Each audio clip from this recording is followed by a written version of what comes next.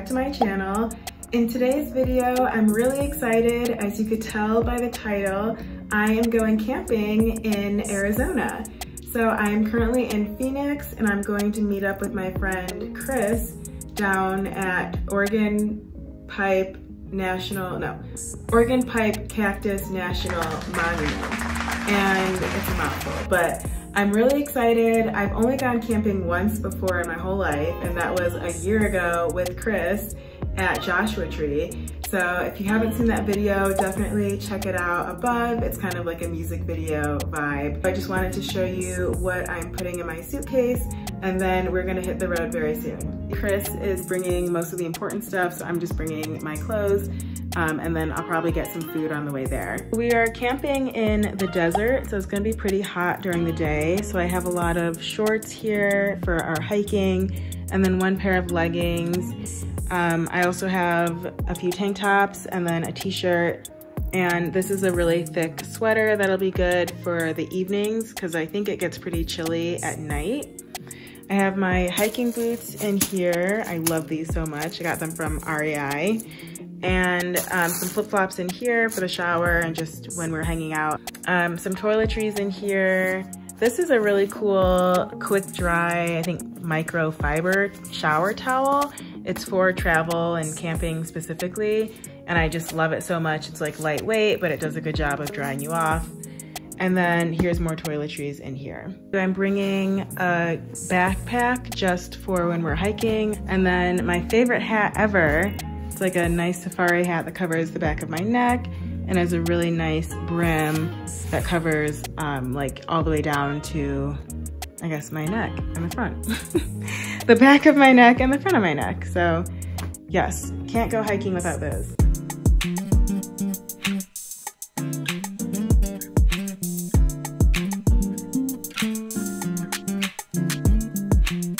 I'm heading out now. I think it's about a 2.5 hour drive, but I'm gonna stop at the store and pick up a few things, like a few more toiletries, some water, and maybe some snacks.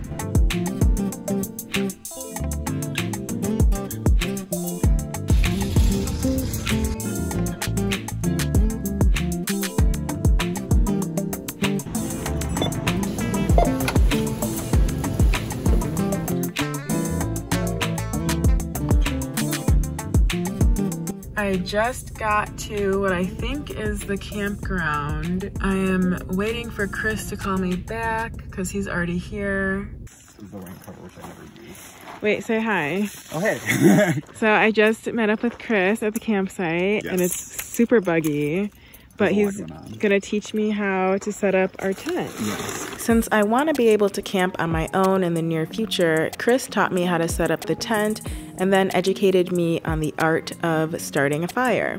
I have no background in like being a Boy Scout or setting fires. This is just something that I randomly do.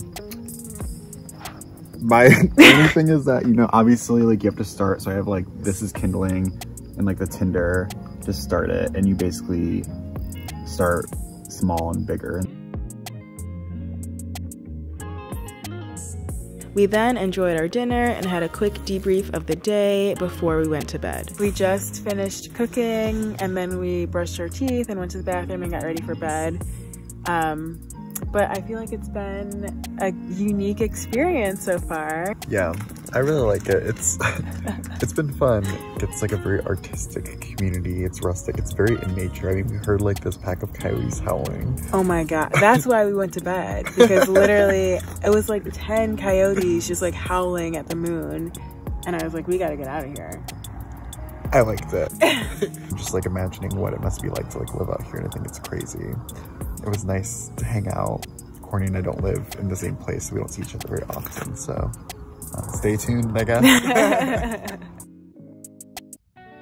After a night of shooting stars and howling coyotes, Chris and I woke up, enjoyed some avocado toast, and finally got to check out the campsite during the daytime. Held Wild is a unique campground whose history and artistic design certainly warranted an interview with the host. The people whose land we're on are the Hia-ced people. They are the most intact, undisturbed people probably in the whole continental America. So this place, Held Wild, is a wilderness sanctuary because we do our best to operate under the traditional ways of the Hia-ced people. And land is going to be turned over to a Hia-ced organization. My plan is to make the land self-sustaining through camping, but I have to ensure that it's not a deficit. We want people to come here and enjoy and be respectful and honor the land. We have all this colonial waste and it's a resource and we don't want to take it to the dump, so what are we going to do with it? Store it in an artful way, and that way it's, you know, it's out of the way and it's being used, and it's, yeah, you can make things look interesting and fun. The campsite has running water, a peaceful spot to watch the sunset, and also plenty of common areas. But we also felt more than enough privacy where our tent was set up.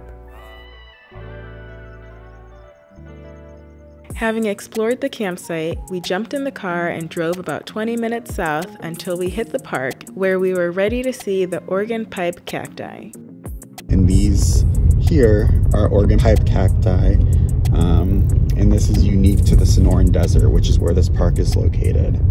This desert stretches through a lot of western Arizona, southeastern California, and then down into Mexico.